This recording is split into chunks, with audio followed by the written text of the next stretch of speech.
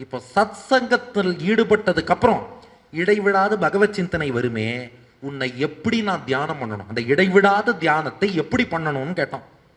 இதுதான் 6வது படி. 11 இடங்களில் எழுந்துருளி இருப்பவராக பெருமாளை தியானிக்கணுமா. நாம பொதுவாக பரத்வாதி பஞ்சகம்னு 5 நிலைகளில் பெருமாள் இருக்காரும்போம். இது கொஞ்சம் வித்தியாசமா 11 இடங்கள்ல பெருமாள் இருக்காராம். அந்த 11 இடத்துல உள்ள பெருமாளை 11 விதத்துல தியானம் பண்ணணுமா. கஷ்டமா இருக்கும் போல இருக்கே, ரொம்ப சிம்பிள் தான், கேளுங்க.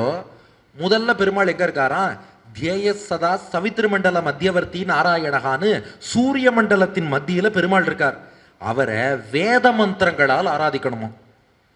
2, அக்னியில பெருமாள் இருக்கார். இந்த அக்னியில இருக்கிற பெருமாளை அக்னியில ஹவிஸ் கொடுத்து ஹோமம் பண்றோம் இல்லையா, இந்திராய ஸ்வாகா வருணாய ஸ்வாகா, எல்லாம் அல்டிமேட்டா எம்பெருமானுக்கு தான். அதனால அக்னியில ஹவிஸ் கொடுத்து அந்த எம்பெருமானை, அக்னியில் இருக்கும் பெருமாளை ஆராதிக்க வேண்டும். 3வது, வேதம் படிச்ச அந்தணருக்குள் பெருமாள் இருக்கார். அவரை எப்படி ஆராதிக்கணும்னா அதிதி பூஜை, வேதம் படித்தவரை கூப்பிட்டு அவருக்கு தானம் கொடுத்து பூஜை பண்ணோம்னா அவருக்குள் இருக்கும் பெருமாளை ஆராதிக்கலாம். 4, பசுமாட்டுக்குள்ள பெருமாள் இருக்கார். பசுவுக்கு புல் கொடுத்தால் பசுவுக்குள் இருக்கும் பெருமாளை ஆராதிக்கலாம். 5, ஸ்ரீ வைஷ்ணவர்களுக்குள் பாகவதர்கள் ஆண்டாள் கோஷ்டியினர் இருக்காளே, ஒவ்வொரு ஸ்ரீ வைஷ்ணவருக்குள்ளேயும் பெருமாள் இருக்கார். அவரை எப்படி ஆராதிக்கணும்னா அதுக்கு தான் ததியாராதனம்னு பேரு. அது பொதுவாக தத்யாராதனம் பா, சில பேர் தத்தியாராதனம்னு சொல்லிடுவா. ததினா தயிர், அப்புறம் தத்தி ஆராதனம்னு சொல்லிட்டா தயிர் ஆராதனம்னு ஆயிடும். அதுக்கு ஆக்சுவலா ததிய ஆராதனம், ததியானாம் ஆராதனம்னு புரிஞ்சுக்கணும். ததியர்னா பகவானை சேர்ந்தவர்கள்னு அர்த்தம். ததியர்களுக்கு பண்ணும் ஆராதனத்துக்கு ததிய ஆராதனம்னு பேரு.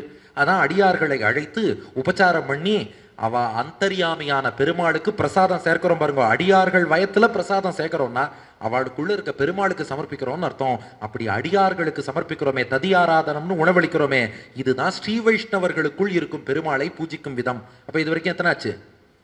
அதான் கையிலேயே காமிக்கிறேன், 5. அப்ப சூரிய மண்டலத்துக்குள் மத்தியில இருக்கும் பெருமாளை வேத மந்திரங்களால் ஆராதிக்கணும். அக்னியில இருக்கிற பெருமாளை ஹவிஸ் கொடுத்து ஆராதிக்கணும். அந்தணருக்குள் இருக்கும் பெருமாளை அதிதி பூஜை பண்ணி தானம் பண்ணி ஆராதிக்கணும். பசுவுக்குள் இருக்கும் பெருமாளை புல் கொடுத்து ஆராதிக்கணும். ஸ்ரீ வைஷ்ணவருக்குள் இருக்கும் பெருமாளை ததியாராதனம் பண்ணி ஆராதிக்கணும். அப்புறம் நம்ம இதயத்திலேயே உள்ளத்தே உறையும் மால்னோத்தர் இருக்கார். இதயத்துல இருக்கும் பெருமாளை தியானத்தால் உபாசிக்கணும். நம்மளோட இதயம் இருக்கே, இந்த க்ளோஸ்ட் ஃபிஸ்ட் மணிக்கட்டு அளவு இருக்கும்பா, அதுக்குள்ள கட்டை விரல் அளவு பெருமாள் எழுந்துருளி இருக்கார். அந்த பெருமாளை தியானம் பண்ணி தியானத்தால் இதயத்தில் இருக்கும் பெருமாளை தியானிக்கணும்.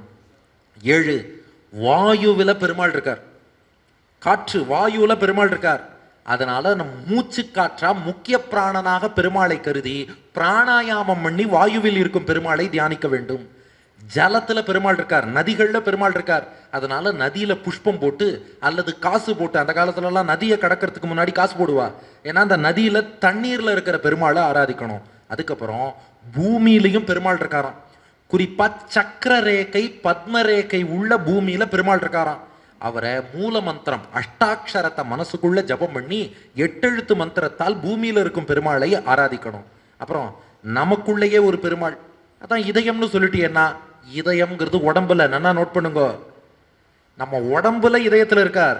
நமக்குள்ளனா ஜீவாத்மாவுக்குள்ளேயும் பெருமாள் இருக்கார். அவர் தான் அந்தர்யாமி. இதயத்துல வர பெருமாள் நீ உபாசனை பண்றதுக்காக வந்திருக்கார்.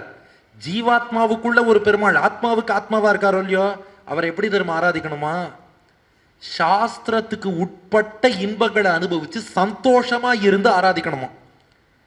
அதாவது எப்ப பார்த்தாலும் உம்மனா மூஞ்சியா இல்லாம, வாழ்க்கையில ஒரே கஷ்டமா இருக்கே, என்னடா பண்றது, கவலை கவலை இப்படின்னு இல்லாமல், அதுக்காக சந்தோஷமா இருக்கேன்ட்டு தவறான சந்தோஷத்தையும் நாடி போகாமல், தர்மத்துக்கு உட்பட்ட ஆனந்தம் எவ்வளவோ விஷயம் பூமியில இருக்கு இல்லையா, அந்த தர்மத்துக்கு உட்பட்ட ஆனந்தத்தை அனுபவிச்சோம்னா ஜீவாத்மா மட்டும் சந்தோஷப்படல, ஜீவாத்மாவுக்குள் இருக்கும் பரமாத்மாவும், அவரே தானே அறம் பொருள் இன்பம் வீடு, அந்த இன்பத்தை, அறத்துக்கு உட்பட்ட இன்பத்தால் ஆத்மாவுக்குள் இருக்கும் பெருமாளை ஆராதிக்கணும். 11ஆவதா ஒரு பெருமாள் இருக்காரு. ஏன்னா அவர் எல்லாருக்குள்ளேயும் இருக்கார். நமக்குள்ள மட்டும் இல்ல, எல்லாருக்குள்ளேயும் இருக்கார் இல்லையா பெருமாள்.